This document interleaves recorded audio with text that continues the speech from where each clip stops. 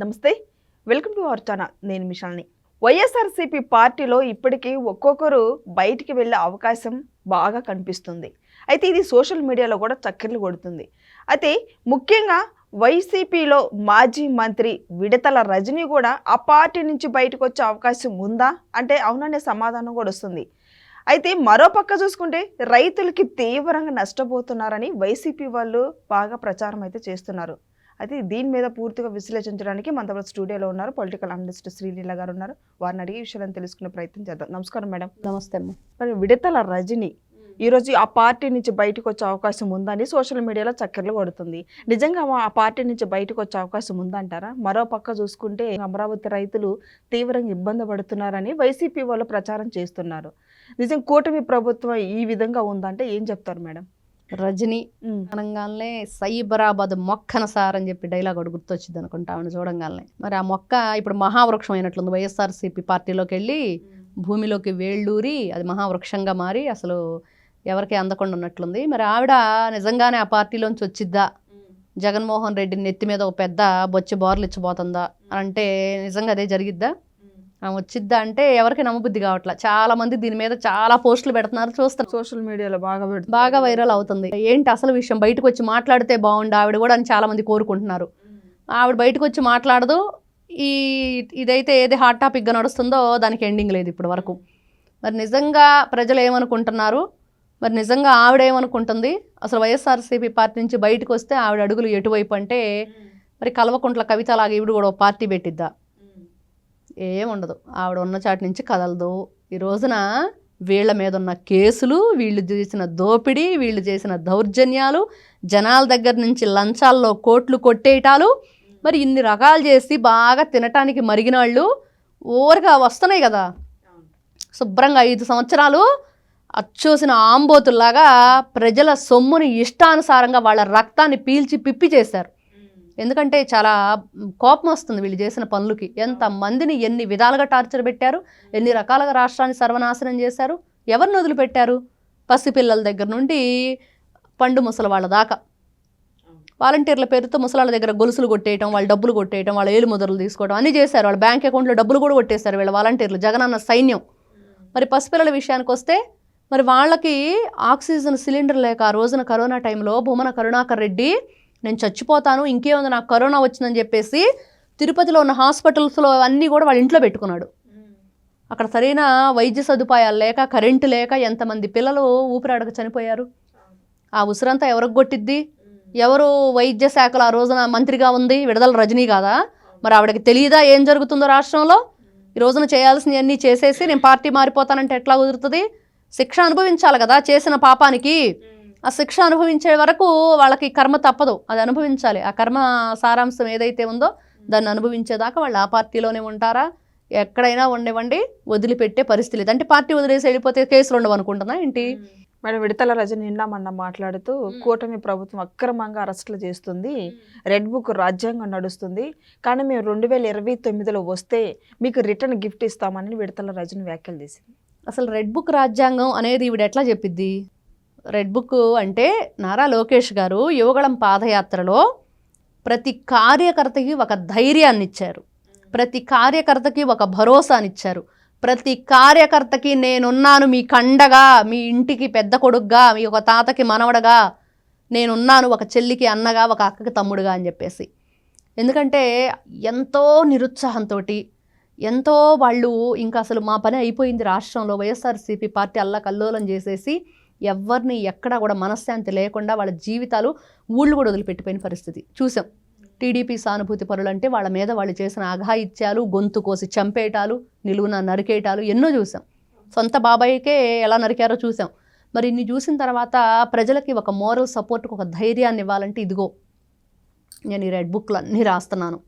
ఎవరు ఏ కార్యకర్త ఎవరైనా సరే రాష్ట్రంలో అటు టీడీపీ కార్యకర్తలు కానివ్వండి, అక్కడ సాటి మనిషి ఎవరైనా సరే వాళ్ళకంటూ ఒక ఇబ్బంది వచ్చిందంటే నేను అండగా ఉంటాను, మీ అందరికీ ఎటువంటి ఇబ్బంది లేదు, మీరు ధైర్యంగా నాతో అన్ని విషయాలు పంచుకోండి, మీ ఇంట్లోనే ఒకటిగా నేను మీ ఏదైతే మీకు నష్టం జరుగుతుందో, మీకు ఇబ్బంది పడుతున్నారో దాన్ని నేను నెరవేరుస్తానని చెప్పారు నారా లోకేష్ గారు. దానికి గతంలో వాళ్ళే చెప్పారు కదా, మడిచి ఎక్కడో పెట్టుకోండి, రెడ్ బుక్క, ఇంకేదో బుక్క, ఎర్రి బుక్క, ఎర్ర బుక్క అని చెప్పేసి అవహేళన చేశారు కదా. మరి అంత అవహేళన చేసి అంత అడ్డగోలుగా మాట్లాడినప్పుడు రెడ్ బుక్ రాజ్యాంగం ఇప్పుడు ఎందుకు అరుస్తున్నారు వీళ్ళు? అరవటం ఎందుకు? మీరే చెప్పారు కదా, ఏంటి మతిమరపోటు రాసుకుంటున్నాడు పేర్లని.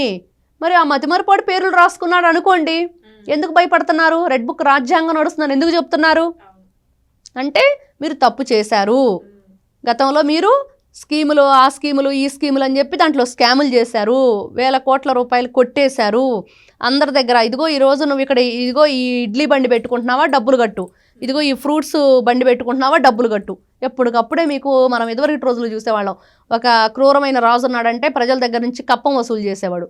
ఆ కప్పం కడితేనే వాళ్ళకి తిండి గింజలు కూడా ఉండే కాదు, చివరికి పండించుకున్న పంట కూడా రాజుకి ఇవ్వాల్సిందే రైతు. అట్లాంటి పరిస్థితి జగన్మోహన్ రెడ్డి గారు తీసుకొచ్చి నీ కప్పం పరిపాలనలో నువ్వు చేసింది ఏంటి అని అంటే ఏమీ లేదు, గుండు సున్నా జగన్మోహన్ రెడ్డి గారి వల్ల ఉపయోగం. ఈ రోజున వీళ్ళు మాట్లాడతారు నారా లోకేష్ గారి రెడ్ బుక్ గురించి. మా నాయకుడు జగన్ అన్న 2029లో వస్తాడు, రిటర్న్ గిఫ్ట్ మీకు మేము ఇస్తామని అంటుంది. మరి 2029లో నిజమే మొన్న ఇచ్చారు గిఫ్ట్ బాగా సరిపోలా 11, రేపు రిటర్న్ గిఫ్ట్ మళ్ళీ ఇంకో గిఫ్ట్ ఇస్తారు. ఆ 11 కూడా ఉండదు, 0 వచ్చిద్దో మరి సింగిల్ డిజిట్ ఒకటే వచ్చిద్దో తెలియదు. కానీ మొత్తానికి జగన్మోహన్ రెడ్డి గారు కూడా గెలుస్తారో గెలవరో అని ఫస్ట్ ఎమ్మెల్యేకి పోటీ చేయమనండి. అక్కడ దేనికి వాళ్ళు చేసిన పనులకి, వాళ్ళు ప్రవర్తించిన తీరుకి ఈ రోజున అయోమయంగా వాళ్ళ పరిస్థితి ఏం చేయాలో అర్థం కాక ఉన్న 11 సీట్లకే అసెంబ్లీకి రారు. మళ్ళీ వచ్చి ఏం చేస్తారు వీళ్ళు? చేయటానికి ఏముంది? ఏం లేదు. వాళ్ళు ఏదైనా సరే ఈ రోజున మాటలు చెప్పి బ్రతుకుతుంటే ఏదో మేము డైలాగులు, జగన్ 2.0 లోడింగు, మళ్ళీ వస్తే మిమ్మల్ని అందరినీ నరికేస్తాం, గంగమ్మ జాతర చూపిస్తాం, అదొకటి దొరికింది ఆ సినిమాలో డైలాగు. ఆ ప్లాకార్డ్స్ పట్టుకొని తిరుగుతున్నారు. తప్పేంటి అంటున్నారు? తప్పే ఉంది, సినిమాలో డైలాగులు అందరూ చదువుతారు, మీరేమో నిజం చేసి చూపిస్తామంటున్నారు కదా, అది తప్పు అవుతుంది. మేడం ఈరోజు సాక్షి మీడియాలో రైతుల గురించి వాళ్ళు బాగా ప్రచారం చేస్తున్నారు. ఏంటి వాళ్ళు శవాలను తీసుకెళ్తుంటారు చూడు, అట్లా తీసుకెళ్తున్నారు. ఏంది ఏం అర్థం కావట్లేదు. శవాలు దొరకట్లేదని చెప్పేసి వడ్ల బస్తాలను తీసుకెళ్తున్నారేమో. అలాగా జగన్మోహన్ రెడ్డికి శవయాత్రలు ఇష్టం కదా, ఆయన కంటికి ఆనందం కలిగించాలంటే కనీసం శవాలు దొరకట్లేదు, ఇదిగో ఇదొక వినూత్న కార్యక్రమంగా పెడదాము, అటు జగన్మోహన్ రెడ్డి స్వకార్యం స్వామి కార్యం 2 తీరుతాయి, అటు కూటమి ప్రభుత్వం మీద బురజల్లినట్లయిద్ది, ఇటు జగనన్న ఆనందపడతాడు, ఒక మనిషిని మనం పడుకోబెట్టేసి మోసుకెళ్తుంటారు కదా చనిపోయినప్పుడు, అలా వడ్ల బస్తాలన్నింటినీ కూడా పెట్టేసి తీసుకెళ్తున్నారు. ఏ రైతు మళ్ళీ మళ్ళీ మళ్ళీ చెప్పుకుంటున్నాం, వైఎస్ఆర్సీపీ పార్టీ వాళ్ళకి అర్థం కాదో, ఏ రైతు కూడా ధాన్య బస్తాలని పాడు చేసుకోడు, ఏ రైతు మామిడి పళ్ళని ట్రాక్టర్ల కింద వేసి తొక్కించుకోడు, ఏ రైతు మిర్చి టిక్కీలను కొట్టేయడు వీళ్ళు కొట్టేసినట్లుగా, ఏ రైతు కూడా పొగాకు బేళ్లని ఆ రకంగా తొక్కేయడు. మరి వీళ్ళు ఎలా చేశారో చూసాం, ట్రాక్టర్లతో తొక్కించటం, ఇష్టానుసారంగా అదేదో గుడ్డెది చేలో పడ్డట్టు అచ్చోసిన ఆంబోతుల్లాగా వీళ్ళ ప్రవర్తన, వీళ్ళ ఆలోచన విధానం. అసలు రైతు కష్టం అంటే ఏంటి, రైతు ఏం పండిస్తాడు, ఎంత పండిస్తే వాళ్ళ పొట్ట గడిచిద్ది ఆ రోజుకి. మరి ఏదైనా సరే అంత కష్టపడి పండించి కూడా ఒక్కోసారి దాని డబ్బులు దానికే సరిపోతాయి తప్పించి రైతుకు రూపాయి మిగిలిన పరిస్థితులు కూడా చూసాం. మరి అంత ఘోరంగా రైతు అనుభవిస్తూ ఉంటే ఈ రోజున సక్రమంగా పుష్కలంగా నీళ్లున్నాయి, మంచిగా వర్షాలు పడుతున్నాయి, పంటలు పండుతున్నాయి, గిట్టుబాటు ధర ఉంది, కూటమి ప్రభుత్వం ప్రకటించింది ధర, యూరియా అందుబాటులో తీసుకొచ్చింది, ఎక్కడ ఎవరికి కూడా ఇబ్బంది లేని పరిస్థితి కదా.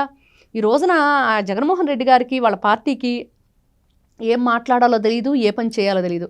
ఆయనేమో ఆనియను పొటాటోకి తేడా తెలియదు, అవి కూడా బాధపడతాయి వీళ్ళ ప్రవర్తన చూస్తే. చివరికి వీళ్ళు రైతుల గురించి మాట్లాడుతున్నారు, రైతుల గురించి నిరసన చేస్తున్నారు అంటే ఉల్లిగడ్డ ఆలుగడ్డ కూడా ఏడ్చి కుళ్ళి కుళ్ళి కుళ్ళి కుళ్ళి ఏడుస్తాయి, ఏంట్రా బాబు మాకు ఈ పరిస్థితి అని.